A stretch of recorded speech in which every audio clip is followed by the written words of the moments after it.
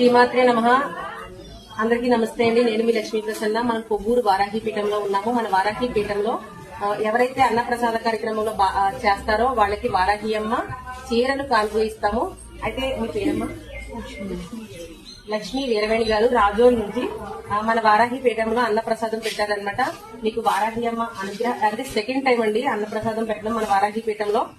చాలా అభినందిస్తున్నానండి మిమ్మల్ని. అయితే మాత్రం మీకు వారాహి అమ్మ అనుగ్రహ ప్రాప్తిరస్తు, అలాగే మీ మనోవాంఛ ఫలసిద్ధిరస్తు, అమ్మవారి అనుగ్రహంతో మీకు పునర్దర్శన ప్రాప్తిరస్తు. జై వారాహి మాత. శ్రీమాత్రే నమః. అన్నదాత సుఖీభవ. పీఠంలో అన్నప్రసాదం పెట్టడానికి ముఖ్యమైన కారణం ఏంటంటే అమ్మవారిని అనుకున్న తర్వాత తన కోరిక నెరవేరిందంట. అమ్మవారిని మొక్కుకున్న తర్వాత కోరిక ఏంటో తన మాటలోనే విందాం. నార్మల్గా ఇంట్లోనే ఉంటుంటే జాబ్ ఏదైనా వస్తే బాగుంది అనుకున్నాను అక్క. వస్తే అదే పూజ పెట్టుకుందామని అనుకున్నాను. అలానే వచ్చింది. ఏం జాబ్ మంచిగా? మంచిగా వెరీ గుడ్. లేడీస్ కన్నా ఏం కావాలి?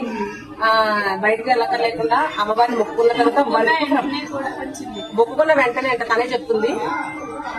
అయితే అమ్మవారిని ఇచ్చినప్పుడు వచ్చి మొక్కుకున్నావా? ఇన్స్టాలో చూసాను, తర్వాత నార్మల్గా వచ్చి. అవునా? సరే అమ్మా. ఇలాగే మీకు అమ్మవారి అనుగ్రహ ప్రాప్తిరస్తు, అలాగే మీ మనోవాంఛ ఫలసిద్ధిరస్తు.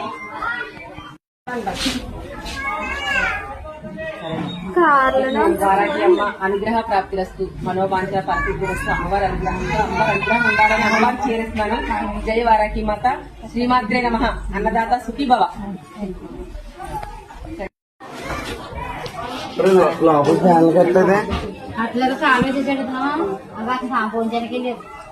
శ్రీమాత్రే నమః. అందరికీ నమస్తే అండి. నేను మీ లక్ష్మీ ప్రసన్న.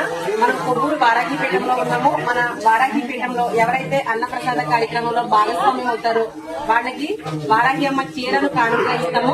ఇక్కడ చాలా కళ్యాణి గారు మన వారాహి పీఠంలో తన పుట్టినరోజు సందర్భంగా అన్నప్రసాద కార్యక్రమంలో భాగస్వామ్యం అయ్యారు.